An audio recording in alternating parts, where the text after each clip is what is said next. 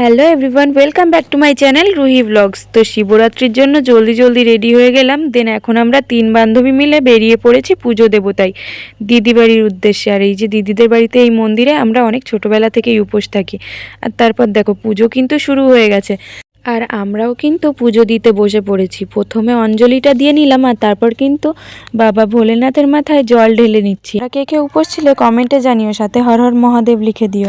আর এখন কিন্তু প্রণাম করে নিচ্ছি, তারপরে নন্দী মহারাজের কানে আমার সমস্ত ইচ্ছাগুলো বলে দিলাম। আর তারপর ঘন্টা বাজিয়ে বাড়ির দিকে রওনা দিলাম, কারণ পরের প্রহর জল ঢালা ছিল 11টার সময়, আর প্রথম প্রহরের জল ঢালা সম্পূর্ণ হয়ে গিয়েছিল 7টার মধ্যে। তাই আমরা চলে আসলাম অশোকনগর শিববাড়ি।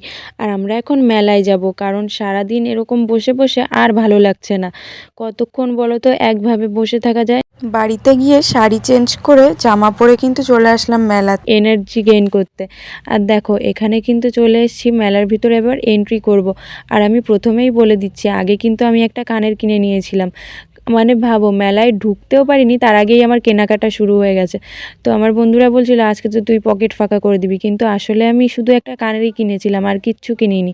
আর এই কানেরগুলোও আমার ভীষণ পছন্দ হয়েছিল, তবে এগুলো 100 টাকা করেছিল তাই কিনিনি। আর তারপর দেখো এখন কিন্তু মেলায় একটু ঘোরাঘুরি করছিলাম। পিউ বলছে এখানে একটা ছবি তুলে দে, ওখানে একটা ছবি তুলে দে। আর এই পুতুলগুলো কি কিউট তাই না, আমার খুব পছন্দ হয়েছিল।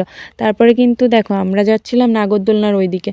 আমার খুব নাগরদোলনায় উঠতে ইচ্ছা করছিল, কিন্তু আমি উঠতে পারিনি, কারণ হচ্ছে নাগরদোলনায় উঠলে শরীরটা খারাপ করতো। এমনিতেও আমার নাগরদোলনায় উঠলে ভীষণ মাথা ঘোরায়। তারপরে কিন্তু দেখো বন্ধুরা, মেলার থেকে এখন আমরা বেরিয়ে যাচ্ছি। আর এই যে দেখো সবাই চলে এসছে। এতক্ষণ সাথী আর তন্ময়ের খোঁজ পাওয়া যাচ্ছিল না, ওরা সবাই আলাদা হয়ে গেছিলো আসলে। আর আমরা আলাদা আলাদা বাইকে ছিলাম, এই জন্যই হচ্ছে প্রবলেম হচ্ছিলো। আর তারপরে দেখো আমরা কিন্তু চলে এসেছি একটা ক্যাফেতে, আর ক্যাফেতে এসে এরা এখন চা খাবে। চা খেয়ে তারপর কিন্তু চলে আসলাম। এই যে আবার পুজো শুরু হয়ে গেছে, এটা দ্বিতীয় প্রহরের পুজো ছিল, আর এটা পাশের বাড়ির বৌদির একটা মেয়ে ছিল। আর তারপর দেখো ঘন্টা বাজানোর কাজ পেয়েছিলাম আমি। আর এই যে সিন্নি প্রসাদ খেয়ে নিলাম। বাড়ি যেতে যেতে 4:15 বেজে গেছে, আর বাড়িতে এসে কোনো রকমে আলু সিদ্ধ ভাত রান্না করে কিন্তু খেয়ে 3জন মিলে ঘুমিয়ে পড়লাম। আর পরের দিন সকালে এই বাচ্চাগুলোকে ডেকে কিন্তু প্রসাদ দিয়ে দিলাম। আর অনেস্টলি বলছি, আমার ঘুম থেকে উঠতে কিন্তু প্রায় 1:30 বেজে গেছিলো। আর পরের দিনের খাওয়া দাওয়ার ব্যবস্থা ছিল ফ্রাইড রাইস, আলুর দম, তার সাথে চাটনি পাঁপড়।